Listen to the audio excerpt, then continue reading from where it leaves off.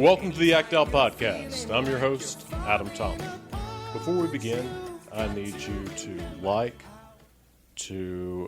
give a 5-star review. The absolute best way to help us out is to share. So share this with your friends, your family. Actually, let's pretend this is like one of those chain emails from the 90s. And please send this to 15 friends or you will have 15 years bad luck. The absolute favorite thing for me are constructive compliments. Please feel free to leave those in a comment down below. For any complaints, please send that to the Catholic Church. And remember, you spell Adam, L-E-O. Today's episode comes to you from Atlanta, Georgia. We'll be speaking with Gena Somra. Yes, this is episode 4, but kind of like George Lucas, this is the series premiere. Gena and I actually talked before I had ever sat down with anyone else.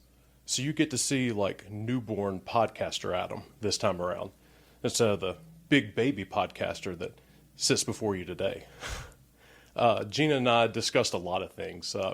She's worked at CNN for 25 years as a producer. She talks about how she learned Russian and why you shouldn't trust your professor's friends for any kind of rooming advice. And now, after her years in production, she's going in the metaphysical route. We learned that Reiki actually has absolutely nothing to do with farming. I was a little surprised. But it's very cool to see her, and I hope you enjoy it. Let's roll the tape. Gena. Adam. Thank you so much for agreeing to come on today. It's my pleasure. And this is the very first time that we're rolling at all. We have not done this before. We haven't screwed up or anything. And so I'm really excited to see how this goes. Me too. It's my honor to be here. How did I get you to agree to be on this podcast?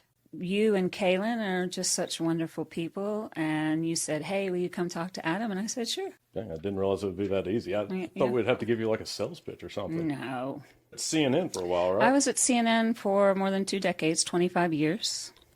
25 years. How does one get a job at CNN?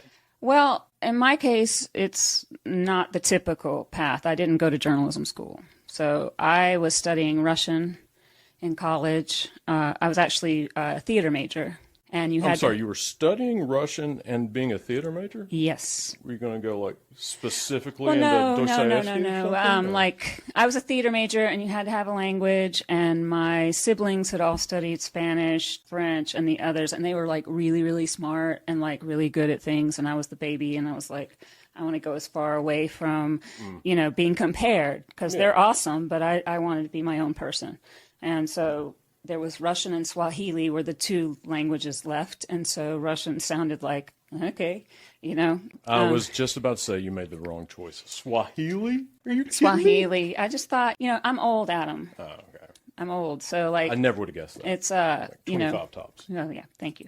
But I am of the generation that grew up in the Cold War. And, so Russian seemed like a fallback great job, prospect, State Department or something.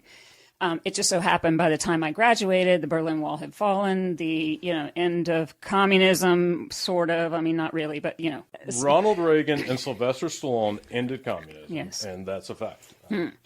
So there was no more Soviet Union. It was a little bit of bad timing on my part, I guess I'd say. So yeah, I was a theater major and I was studying that, and then doing theater and Russian was too hard, because they both required a lot of time. And at the time, like, I'd never learned another language, and Russian has a completely different alphabet, and it has, like, certain letters in their alphabet are the same letters in our alphabet, but they have different sounds. So, like, a P is an R, and, like, an M can be a T. So it was a lot for my little brain to handle. They're always shady over there. Stop it.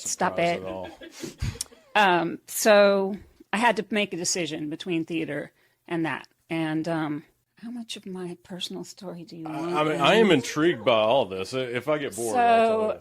Also, I had my freshman year of college been quite the little partier in the beginning of the year. I never would have guessed that. And there was a time that I came to class. I had rolled in after a particularly, fun night. And I think I just rolled into my 7:50 a.m. class the next day from the night before, as you do in college. I mean, come on. I didn't. I would have skipped that class. Are you kidding me? 7:50? So I remember the professor throwing the paper. I distinctly remember this. There's things in your life that like are the defining moments of your life. This is one of them. So she throws the paper on my desk, and it's an F. And she says, it's a shame you don't ever come to my class sober, because if you did, you might do really well. You have an ear for this language, and it's a shame you don't care about, doing a good job. Yeah. And I was like, okay, well, that's a challenge. She just threw that down. So I'm going to get an A in her class, Yeah. So I had an F, and I decided I was going to get an A. So I decided, yep. So I started going to office hours, kind of straightened up my act a little bit. That was one of the moments. There were some others that led me to believe that kind of life was not for me. Mm-hmm. And so I had to choose between theater and Russian after a certain time, and Russian seemed more of the better choice for the type of lifestyle that I was then leading. And so I started studying Russian. This is a very long way to get to CNN, but by the way, it does have a point. So I traveled to Russia because my professor said, you really need to live there to speak the language. And I got there, and the family that I was supposed to live with, I was supposed to pay them $15 a day, and that would include all meals. And at the time, that would have been a good amount to pay a family, and they were friends of my professor. I get there, and my parents, we were not well off, we were like middle class. So, I mean, they had enough to send me, but there was a certain amount that they had given me. And I get there, and they say, you need to pay us $25 a day, and that doesn't include any of your meals. Or we can take you to the college dormitory, and you can pay them $15 a day with breakfast. And I remember going, okay, I don't have enough money for the whole time living here, and I was a little panicked. But back then, we didn't have the internet, we didn't have things like that, so I ran into the bathroom, and I had a Let's Go Europe book. And I was like, I am not going to let these people see me cry. They're trying to extort money from me. What am I going to do? And there was a youth hostel that was $10 a day. And I was like, okay, I can make, the money work if I can go there. So I came out of the bathroom and I said, take me here. And they're like, oh, no, you can pay us, $15 a day with all meals. And at that point I was like, no, take me here, So they dropped me off at the youth hostel. And I was like, oh my God, what am I going to do? But through the youth hostel, I met some people. I went to an international church service. A family took me in that was a lovely family. And also one of the people there worked for the Goodwill Games. And they were like, they might need some volunteers if you want to come. And I'm like, oh, okay. Everything I did was just kind of like, oh, okay, I'll go. That's kind of the story of my life. Okay, I'll just go over here. Well, seem to pan out, though. Yeah. And so I go, and the first day that I'm there, they had some things like, they didn't have, this is very weird, they did not have someone that was a Russian translator between the local staff and the Goodwill Game staff, which maybe they were coming later, I don't know. But they had some particular problem with something, and I translated for them. And the lady was like, oh, stay right here. And she came back. She's like, I can't give you much, but I can pay you $25 a day, if you could be my assistant. I'm like, okay.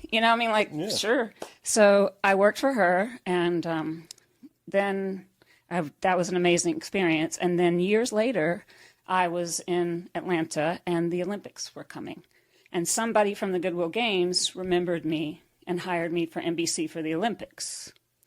And so I was like, wow, maybe this journalism thing isn't so bad after all. And then my very best friend's father was doing business in Russia, and he passed my resume off to someone at CNN, and that's how I got the first interview I had to go through the various interview process. So it's a very long story of telling you how I got to CNN, but... Well, the moral of that story, I think, is that your professor needed to make better friends. They were dicks. Oh, those, yes, they were.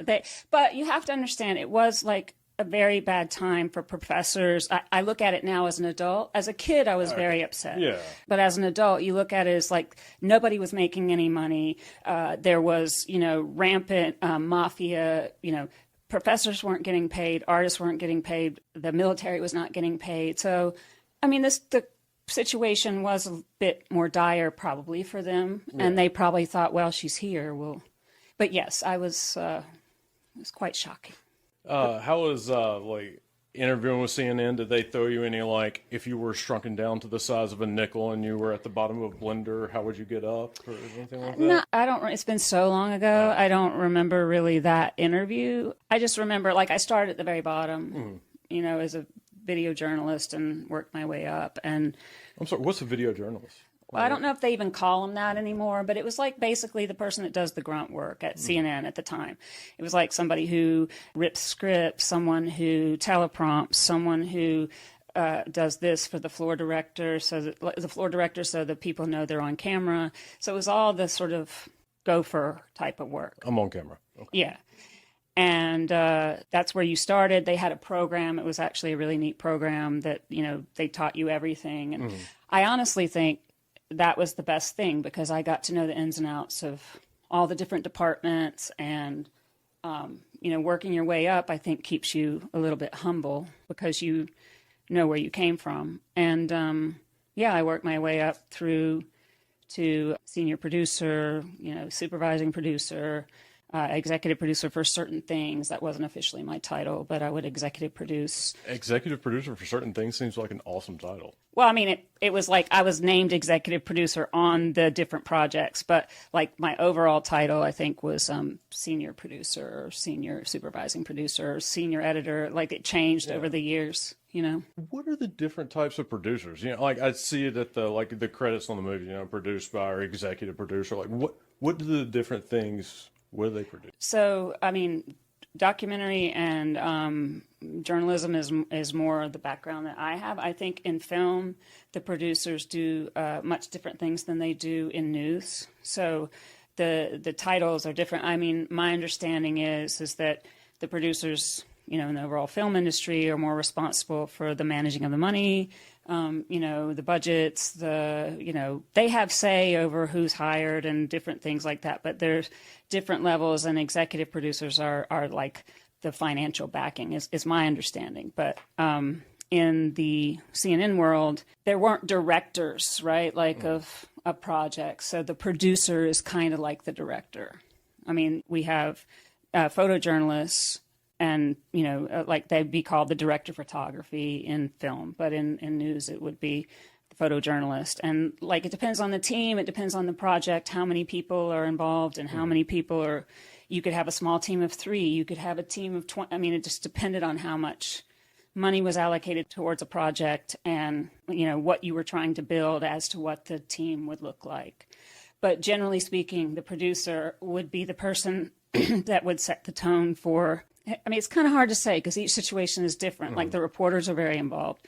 A lot of times someone that's a photojournalist, is an amazing producer also. So it would just depend on the makeup of the team as to what your role was. Sometimes it was, arranging transport, making sure you got to certain locations on time. It would be, helping the reporter with the script if they needed. Sometimes they didn't need any help at all. Sometimes they didn't want your help. Sometimes they didn't like having a producer around. Talents are notoriously fickle. So, but it was a wonderful experience. It was, took me around the world. I got to make amazing friends all throughout the world and got to see places I never would have seen. I mean, I'm eternally grateful for the opportunity that I had there. Where was the coolest place that you visited? Coolest place? I mean, I loved going to Nepal. There are lots of cool places, but I really loved the people in Kathmandu. I loved the sort of the energy there, the essence there of humanity and honestly, I think the stories made the place, and that particular place, there was a story we did on a organization called Maiti Nepal. And the woman that ran that organization is probably one of the most amazing humans I have ever met. She was a former teacher. She had no money at a certain point, but saw these girls being trafficked from Nepal into India and built an organization that works to save girls from human trafficking. And I mean, it was incredible when we went there. She's this tiny, tiny little lady, but she is like a force of nature. She had grown the organization from nothing to, there was a school for the kids that were born there. There was rehabilitation programs for the girls to learn a trade so they could get a job. There was like all these different things that were created to empower the women that they have rescued, as well as the teams that would go to the border and would go on raids to find the women. So I think I'm partial to Nepal just because that experience was like so incredible. I mean, if there's angels on earth, then Anuradha Kerala is one of them. Yeah. You know, so. What, you said that was called Mighty Nepal? Maiti, it's Maiti. Oh, okay. So not like Mighty Mouse or whatever. It's like It's Maiti, and then Nepal is their organization. And they're still going, and she's still going strong. And, you know, we actually made a CNN documentary about her that Demi Moore was the talent for. Oh, okay. So it was good to get her out there to that platform. Did you go to Nepal like for that documentary, or did you like film with her and like, oh wow, this is a super interesting story we need to do? Well, so there was a program that I think they still have called CNN Heroes. And that was a program where people nominated everyday people for doing extraordinary things. So this lady had been nominated for one of the hero positions. They would send teams and go and shoot like little 2 or 3 minute stories about the person and different things for their promos. And at the time, the executive producer of that was Kelly Flynn, who was an amazing, amazing person and really had faith in me. And she picked me to go to Nepal to do that shoot. And actually, I worked with my now partner in Dawnbreaker Films on that shoot. It was a very small shoot because, you know, it's just you're just going to pick up a 2-minute package is what we would call it. And we were both blown away with just her essence, this woman's essence, and just how, I mean, what she had been through and what she had accomplished. And at the time, it was right after the 2008 financial crisis. And so a lot of donations that had gone to organizations because people had had a lot of money were starting to dry up. And so, you know, they were getting less donations than they would have in the past because of, you know, it was a bad time globally, right? Yeah. So we filmed with her, and I still remember she was so sweet. And the funny thing was when we first got there, she was like, I don't have time for you. Like, basically, she was annoyed that we were there. She was doing it only because she knew it would help her organization. But like over the week or whatever, spending with her, you know, we got close. And so at the end, she said, you know, do you think I have a chance? Because there was a big monetary prize, right? And I think it was my partner who said, not only do you have a chance, you're going to win. And we're going to be back here in a year to film a documentary about you. And I think she did win. Oh, okay. She won. And then, I don't know if it was exactly a year that we were back, but they were starting a new thing called the Freedom Project. And it was, to get too in the weeds, it was a conversation. But essentially, we were back there along with other crew people and the actress to film with her. You know, so it was kind of serendipitous in a way that, like, I don't know where that information came from, but we were there and we filmed an hour-long documentary, you know, about her. So how long did it take for her to like open up to you? And like, do you know like what it was where she was finally like, hey, you know what? I'll give Gena a chance here. You know, like, I'd like to think it's just my stunning personality. I mean, that was my guess, though. That's why I asked. No, I don't know why. I mean, maybe because we were respectful of her and what her organization was doing. Maybe because we tried to be, I was taught by my partner there, you be as unobtrusive as possible. I learned so much from working with him. It's like, you be as unobtrusive as possible. You try to not exist in this scenario. You let them do their work, you observe their work from the camera perspective, but you want them to forget that the camera is there. You know, and so I think part of it was like a mutual respect that we didn't get in her way. We didn't, you know, try to like, you know, make her do things that weren't authentic, Right. things like that. And I think I firmly believe that like good people know good people, like good hearts recognize other good hearts. And I think like her heart, she's just an I can incredible tell person. the way that you're like Yeah. speaking about her. I mean, Yeah. yeah. So I don't know. I don't know why we got, but she was just a very, very special human being, and still is. Well, now that I've gotten you to Yeah. got emotional, I'll go to the like. What are some of the like bad projects that you had to take on? I don't know. Bad projects. Or I but, shouldn't say maybe more the drama field. well, I mean, I think there's always personalities that are always involved, and I think, I mean, hindsight is always 20/20, but different people have different objectives, right? And so sometimes those objectives clash. So there are personality conflicts. There are teams that don't gel together. There are teams that gel wonderfully together, but you know, there are times when you're maybe partnered with somebody that you guys don't see eye to eye. Those are probably the more difficult projects because you're both trying to achieve the same thing, but the visions you have for it are different, and that can create conflict. And then egos can get involved because, I mean, it is a business that someone is in front of the television. So, you know. Egos are involved? They can be. Now, there are some people that, you know, they don't have a big ego at all. And then there are some people that have. That start a podcast. Oh. You know. So I don't know that I'd say there was like one specific thing, you know, but I mean, there was a project that I worked on that was something that meant a lot to us that didn't get to see the light of day, and that probably was the most painful and disappointing. I would imagine that would be Yeah. very frustrating, like Yeah. pouring like your Heart, your and soul into yeah. it, and Yeah. then it just like never like leave Yeah. the cutting room And that's floor. one of those where they, you know, we thought we had a wonderful product. The people that were responsible for whether we could go forward didn't understand the product we had, and you know. Yeah. That's a bummer. Yeah, it was a bummer, but life goes on. You do what you can. I mean, my whole thing, I hope, when I was there was I always tried to represent people. I mean, this is a thing, journalists get like a really bad rap now in today's day and age. They're biased this way, they're biased that way. They're, you know, you can't make really anyone happy. You've got corporate involvement that, you know, wasn't there as much in the past. And the reality is most journalists are in that because they want to do good for the world, right? They want to do good to help people have a platform to be able to either tell their story or to shine light on something that needs to be exposed. I mean, you know, like I can relate. yeah.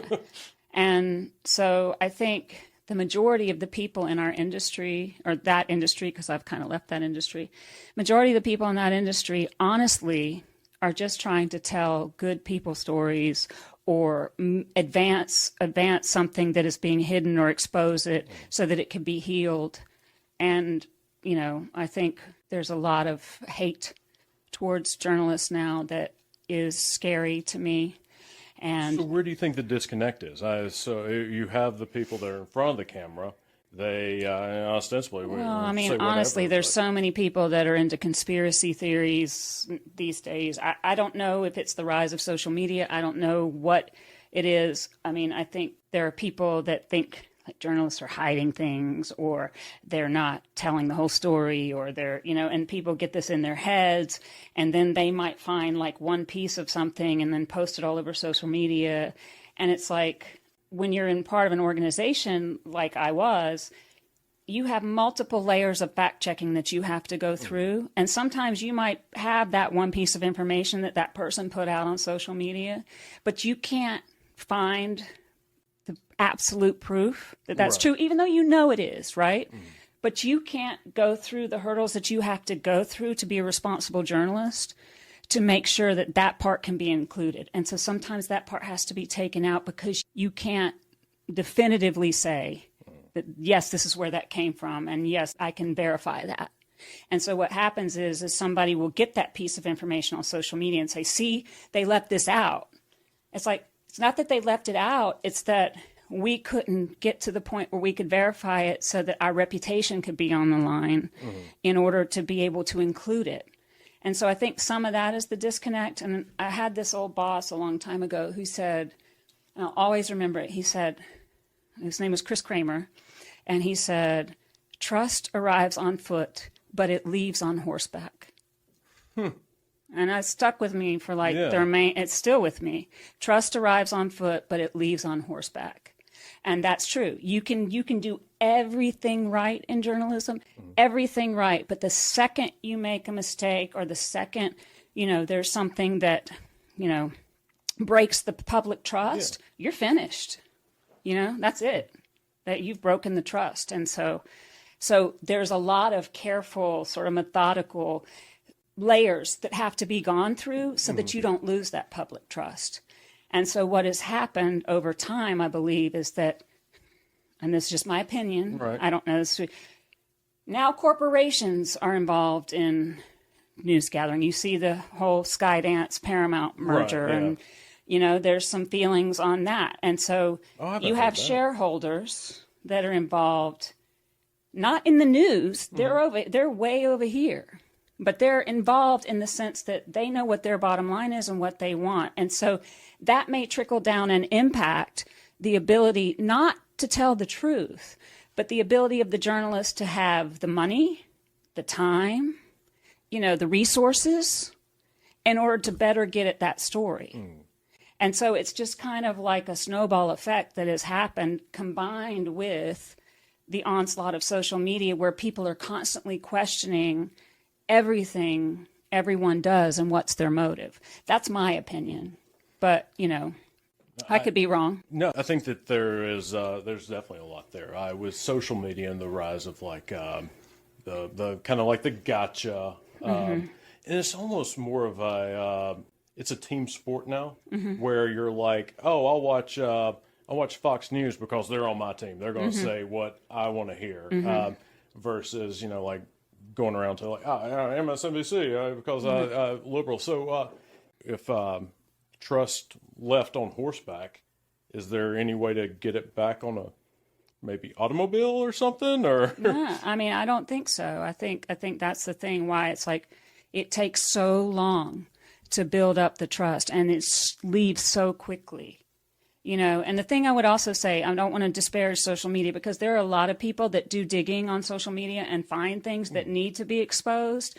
And, and I really value, because they don't have the constraints that the major news organizations do, they sometimes can get things out there that otherwise wouldn't get out there. So I don't want to disparage citizen journalists at all, because I think they play an important role. And I think they are able, sometimes to get a message out when it otherwise wouldn't get out. And so I probably should say that, because I don't want to sound like there's just different constraints when you're part of a major organization, and then when you're a content creator or a citizen journalist. But they all have their place. Yeah. I found it very interesting, I guess, the rise of independent journalism. So, I guess it's kind of more of a statement to what you were saying earlier, that once you lose the trust, it's gone. And I think for the most part, especially more mainstream news, I don't see much credibility just on social media, like seeing posts and stuff. It doesn't seem like people are super duper oh, I'm going to be able to trust you. And so then it seems like now people are starting to go more towards the independent. Well, and also I think that, and this is just my opinion again, I think news organizations were slow to, things move fast in technology, right? And so as social media was, I believe that news organizations didn't really know how to meld with social media. They're catching up, but it's we're moving away from linear television and appointment viewing of you want to be at 6:30 at night for the nightly news. And so much of the model was built for that, right? And so that model doesn't really work anymore for younger people, for people who are completely technology driven.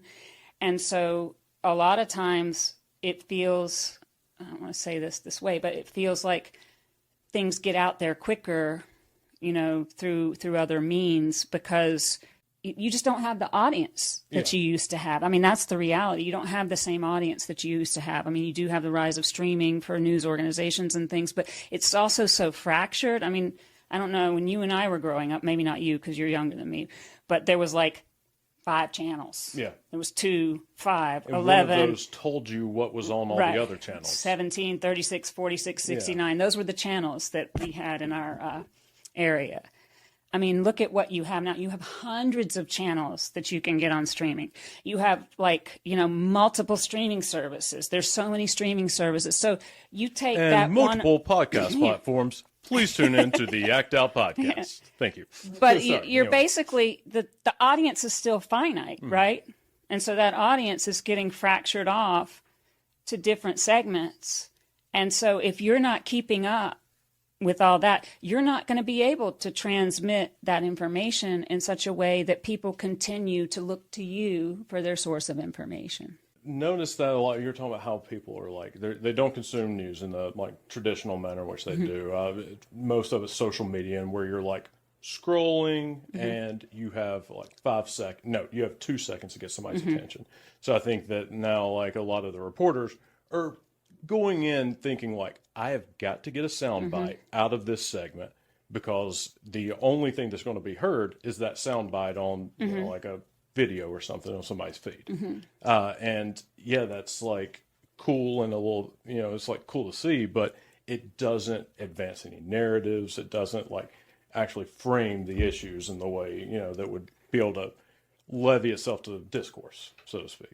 Yeah, I mean, there's lots of opinions. I think there's a lot to unpack in what you just said, like different ways that different people go about things. Some people are just looking for the soundbite. Some people want to tell the story, and within that story, there's a really beautiful soundbite that they can pull out. There's some people that want to get ratings, money, advertising, all of that stuff is a thing. It's a thing. Let's hope so. It's a thing. So yes, if you're not getting the eyeballs, you're not getting the money.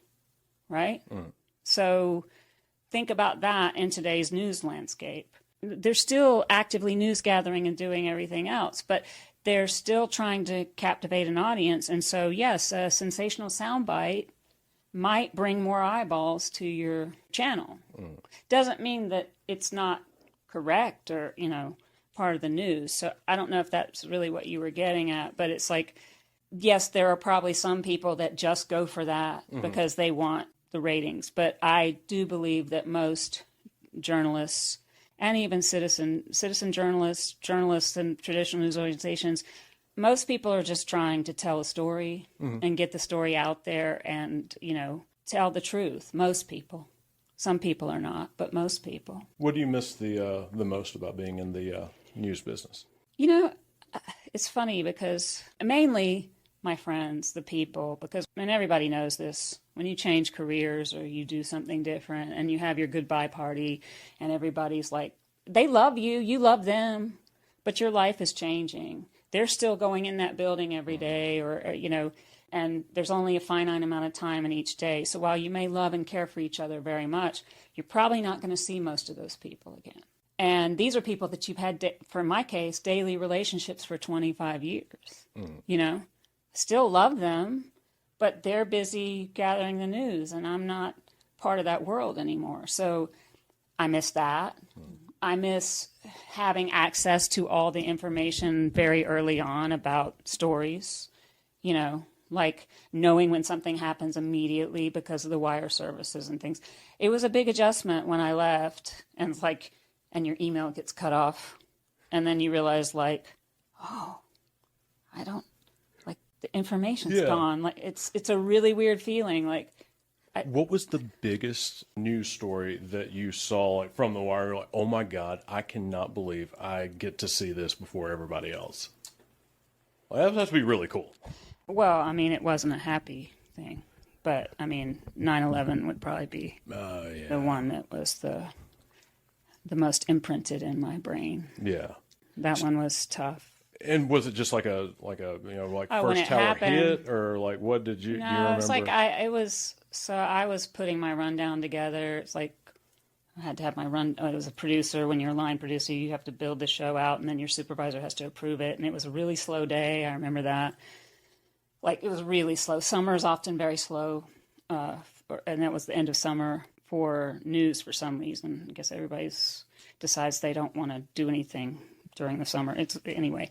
So I was complaining about not having enough to fill my show, and then we looked up, and you have all the screens, and it took a while to figure out what was going on, but it was like immediately after the planes hit, like we had like, I don't know, the type of Avid or the server that we have where all the news basis, or I'm blanking on the name right now, all that's wrong, but basically the thing that our wires come in to the end. I just remember like yellow is something, white is just normal, yellow is sort of important, orange is like, hey, and then red is like a flash, right? Like, so red is like the biggest news ever, and it's happening right now, and oh my God. And like, I just remember the screen, and every single one was red. Like, every single one of the wires things was red, and they were going off. It was like, oh my God, like, yeah, I mean, you knew something, right. And it took a while to get weed through, because there was a lot of misinformation, not intentionally, but like, people were panicked and stuff. So that's probably a day I won't ever forget. And I did know a lot before, Yeah. Sorry, I didn't mean to be a downer, but no, I was. that's just the one that I think I was 14. I was about to turn 15, and a principal came into our class and was like, the World Trade Center just got hit. Like, you should turn on the TV. Like, that was a terrible announcement for a principal to do, but like that was the last thing that we did for the rest of the day, essentially. But watch news. What was, I guess, like really like the scary part for me was how much it had affected all the adults. Like the teachers and so, like people were very like solemn and stuff. And I remember trying to like joke, get somebody who's like, "This is not the day." Like very quickly, like shut up. Being from Cartersville, one of the concerns was that Georgia Power, which is gives all the power for the Northwest Georgia area, is right around Cartersville, and people were concerned that like Cartersville was going to be next on the list. Like first they came from New York, number 2 is Cartersville, and I mean that was like to the point where like all after school activities were canceled. And this kind of goes back to your thing where you don't know what information is like real or not, but like in that moment of panic, you kind of have to operate as if like, okay, this almost anything could be true here at this point. I still remember just the eeriness of the silence of the air after when all the ground stops had happened, because I don't know, we lived near a major international airport, and the silence of the air was something I don't think I'll forget, because there were no planes flying for what, a week, days, I don't remember how long. But it was just collectively eerie. I think the whole of the world just, you could feel that energy. Yeah, no, that's... I'm just bumming everybody out, Adam. I don't want to say cool, but I guess it's a big responsibility to be in charge of like disseminating information at a time like that. I wasn't in charge. I was just a line producer at the time. Well, today you were in charge. No, okay. Head of CNN, Gena. No, and never aspired to be, let me just say. I always just aspired to tell good stories about people that deserve to have a story told. So it seems like you were able to do that, too. I was sometimes. Sometimes, yeah. There were some really proud moments, like... Maiti Nepal sounds really awesome. Yeah. That and just, I mean, there are different ones, but when you're in a group and it's kind of like, I think pilots and flight attendants have their, little bubble because nobody experiences life like them. Yeah. Journalists have their bubble. Doctors and nurses have their bubble. Like different groups. I've seen Grey's Anatomy. I'm familiar. Have their bubble. And, it's like the military when you go through things, and not that we go through things that the military goes through, but you're kind of bonded over, and ours is like news events that we're involved in covering, like we have stories, all of us have stories about, not sleeping for days on end and, having to have something like make air and you're in the middle of nowhere with a began and you can't get a signal. And, What is a began? it's like a portable little satellite thing. It's like in a little suitcase. And so like you take that with you if you were going somewhere very remote in order to be able to transmit your piece. Yeah, you were in Nepal. What other like remote areas were you in where you had the BGAD out? Well, it's not necessarily just remote, but it's like if you don't have like power or things like it could be hurricane zones. It could be. I mean, in You do like natural. I didn't do very many, but yeah, there were natural disasters that you cover. One I'm thinking about. We were in Yemen and had to use a began, and we couldn't find the signal to hit, and we weren't supposed to have a beacon there either. But anyway, that's another. Yemen doesn't seem like a place where you'd want to like mess around and like not follow the rules. I mean, you have a minder. You have a government minder that comes with That's you. What they're called, a minder? Yeah, well, we called them that. I don't know what they call them, government minder. There are certain countries you go to where the government assigns you someone that yeah, that's a fancy way of saying spy, I guess. so government minder, and then they are with you. They become your new best friend, and they're not really your friend at all. Yeah. You said you had been in Yemen, and that kind of reminded me.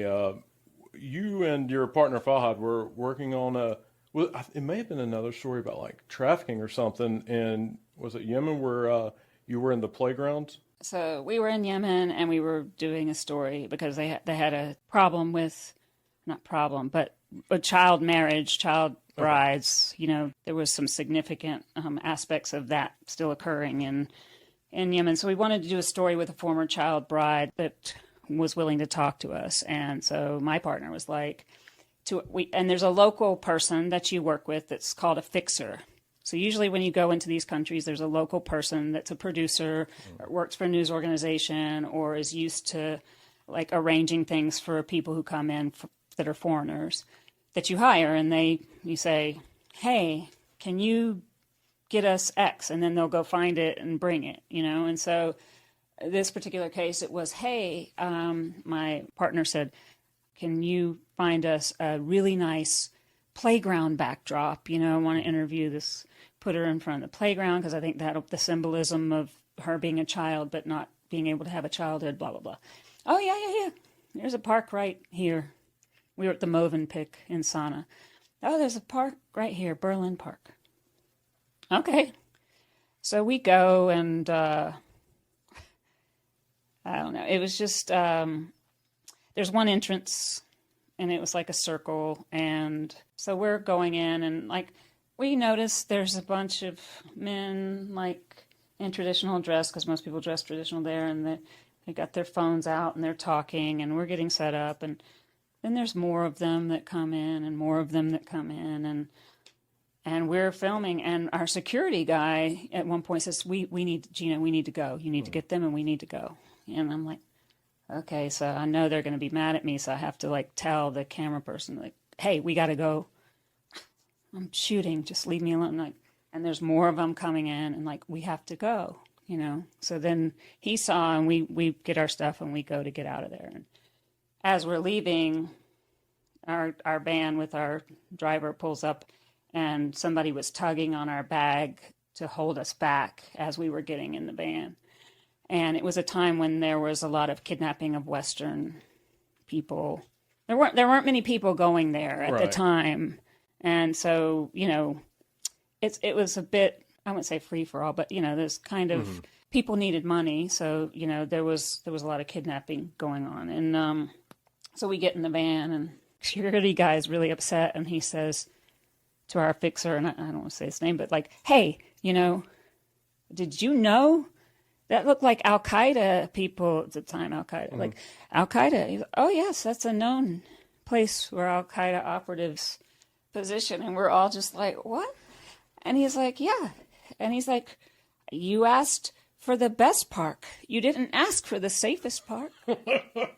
So, there's things like that. And the funny thing is, I love that guy so much. He's such a wonderful human being, he wasn't trying to do anything to us. It was just the language that, you asked for the best park. I got you the best park. You didn't ask me for the safest park. If you had asked me for the safest park, I would have taken you to the safest park. So there are things like that kind of get lost in translation that you remember fondly later.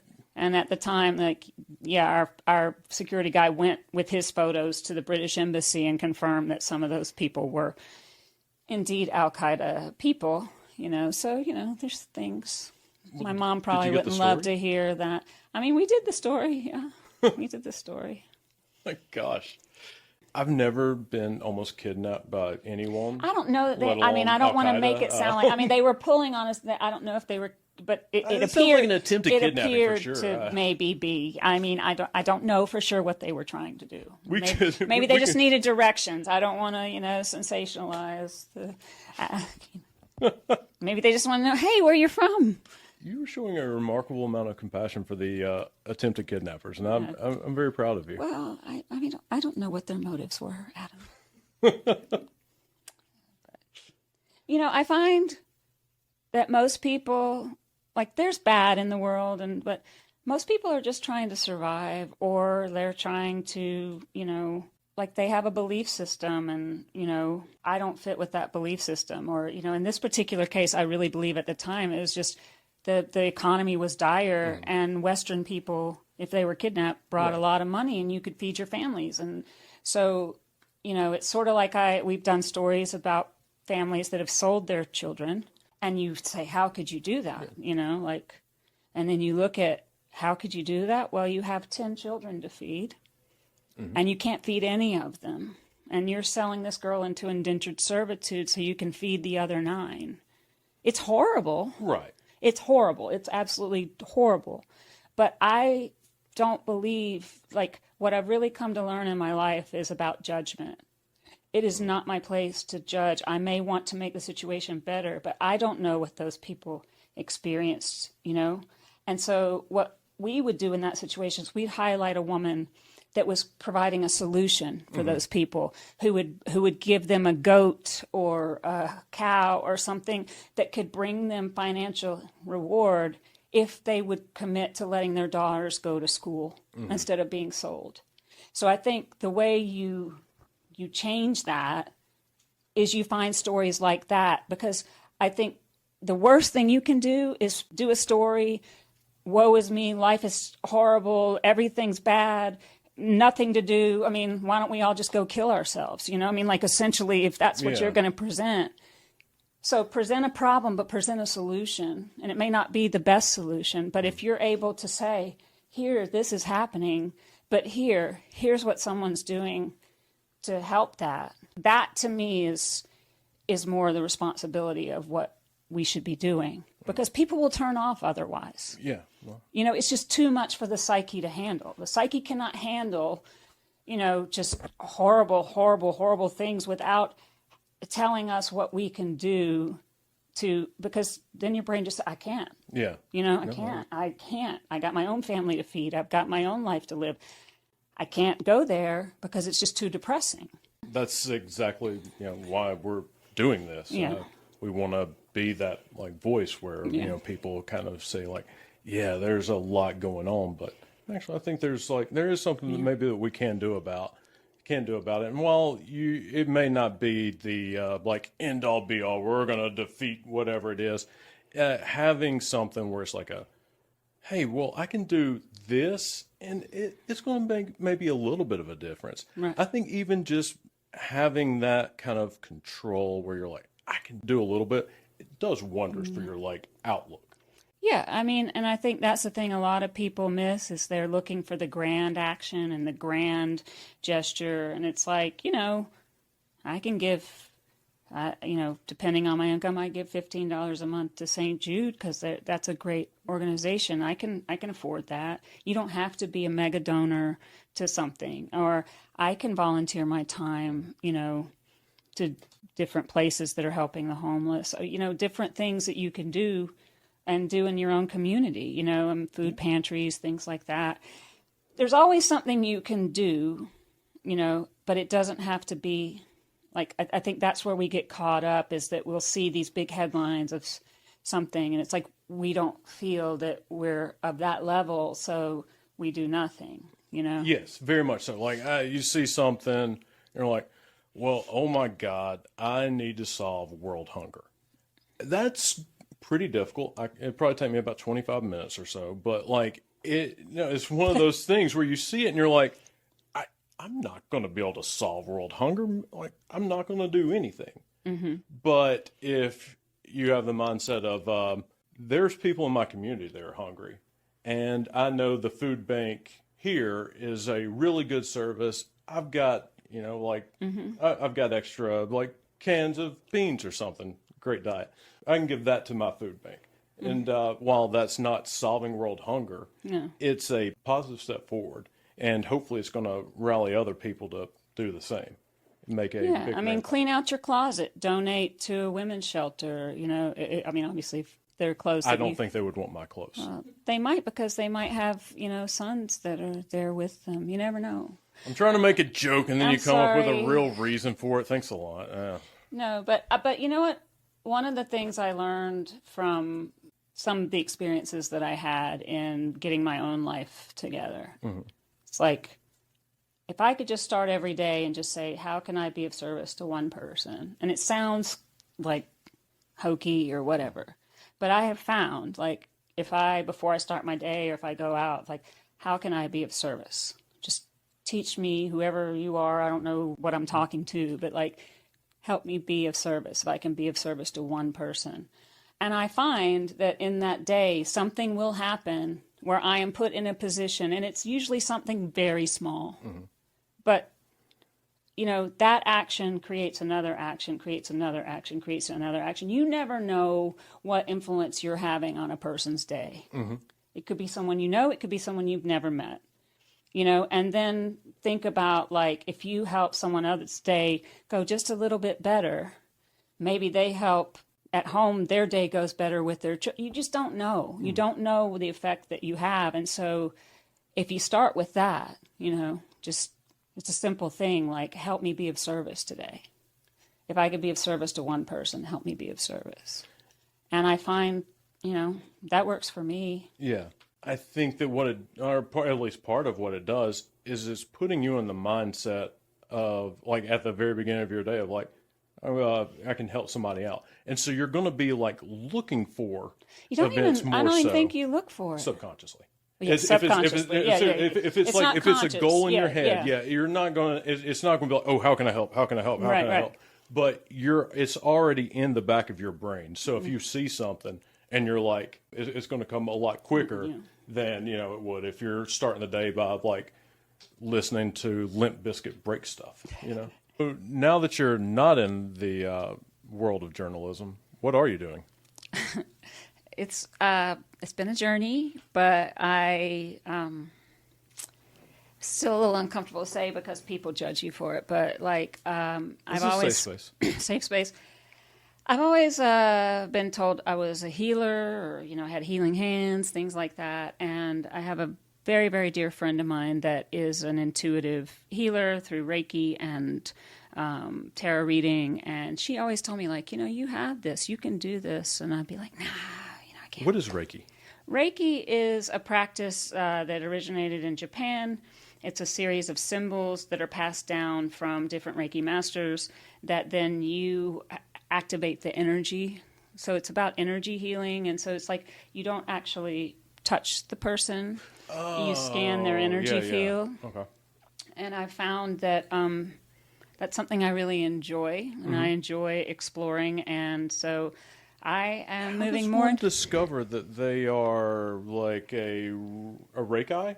A Reiki? No, like you take so there's Reiki level 1, there's Reiki level 2, there's Reiki Master, then there's all these offshoots. Holy there's Fire Reiki Master? I am a Reiki Master, Adam. Actually, I felt something earlier, and I didn't want to say anything. But I mean, like, that's did not. you rake me earlier? No, but that's not like it doesn't mean like, oh, a master, but it just means that you've learned and you've practiced enough to have the symbols to be able to then, if you so desired, to teach others. What are some of these symbols? Well, there's like the Choku-rei, there's the Seheike, there's the Daikomyo, there's Hanzenzo Shanin, there's a bunch of symbols. I think Doko-rei is probably my favorite, followed closely by the Schadenfreude. But so I'm doing that, and it's a big jump from like a very logical, linear type of thought process where facts had to be shown to tarot reading and Reiki healing and crystals. But you know what? I love it. So when someone comes to you, is there like is there kind of like a common thread almost where they're like, or is somebody like in a like maybe a transition period of their life? Like when is someone more likely to like want the services of a Reiki Well, I master? mean, a Reiki person, like, so it would depend. A lot of people aren't in tune with their own energy. There's a lot of empaths walking around that are just absorbing everybody else's energy, and they're becoming sick or, unhealthy because they don't know how to set proper boundaries in energy space. And so sometimes you'll get people that, they've tried all the alternative ways of getting better. They still feel sick. Or some people are in tune and have read enough metaphysical stuff that they're like, oh, my energy's out of balance. I could use, a Reiki session. So it's different. I mean, when I first went, my experience, I had no idea what it was. Mm-hmm. I was going through something in my life at the time that was pretty traumatic for me. And I found this person that did Reiki healing, and I would go and I would feel so much better emotionally after I left there. Like it was night and day difference, and I could feel the heat in the person's hands. Right. I mean, it was different, than traditional medicine. And I found that like a couple of those sessions with that person, I was in a much different place emotionally. And so it can also be used for physical things, but I mean, obviously, a good Reiki practitioner will not try to diagnose or they'll send you to your doctor if they pick up anything like, hey, you should go see a doctor about this. But like, I've picked up with people like, oh, their forearm hurts. I wonder if they have had like a repetitive injury of, and I'll ask them, it's like, yeah, I have tennis elbow. So you can put healing energy into that. If you're like going over or something, like what is it where you're like, whoa, it changes. So it's different for different people. Like you first you set your space, you protect your space, you protect yourself. You get, you ask for the energy to flow, and you create the sacred place to do it. You don't just kind of like wander in and start. I'm sorry, are you saying that beforehand? Is that to like protect you from their, like with their energy? There can be an energy exchange I will say most people who become Reiki practitioners are empathic people. I would say, I don't know if that's true, but that's what I've observed. So I will rephrase it. Most of the Reiki practitioners I know are empathic people. And so empathic people feel very deeply. They feel the emotions of others very deeply. And a lot of times they absorb the emotions of others. So as an empath, one of the things, and Judith Orloff is a wonderful person for teaching you about being an empath. If somebody's listening to this, and you need, like, what's an empath? Am I an empath? What do I do if I'm an empath? Judith Orloff is an amazing person. She's written multiple books. She's an MD. Probably an empath. She is. And she wrote the Empath Survival Guide and other books of that. So basically, yes, you want to learn to ground your energy daily if you're an empath, and you want to shield your energy. It's not a bad thing. It's just preventing the absorption of everybody, because you're basically an open channel, and you just suck it all in, and then that can make you sick. Or like I used to be at work and I wouldn't know, like I'd be feeling fine, and then I'd leave and I'd have a headache and be sad.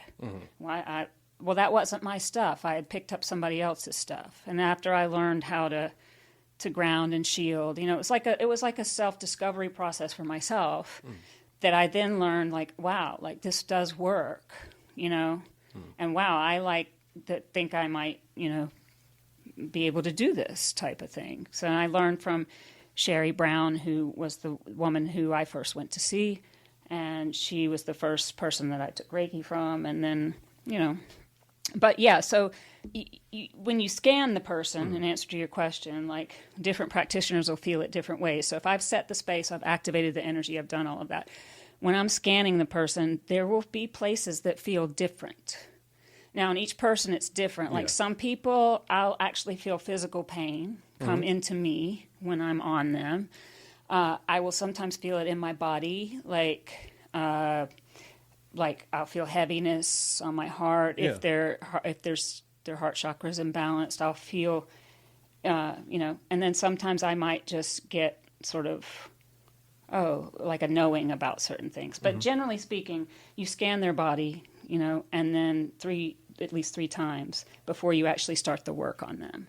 And usually your hands will find the places that, are out of balance. Even if they don't, if you're a proper Reiki practitioner and you intend for it to go, the Reiki energy goes where it needs to go for the person. It will always go where it needs to go for the person. So if someone were to want a session, how would they find the right person for them? The right Reiki master. So you could look locally and just see, Google and see who's in your area. If you want to do an in-person session, you can do virtual. You can do distance Reiki. Yes. Have you done that before? I do distance Reiki most of the time. How different is it from the in-person? It's different in that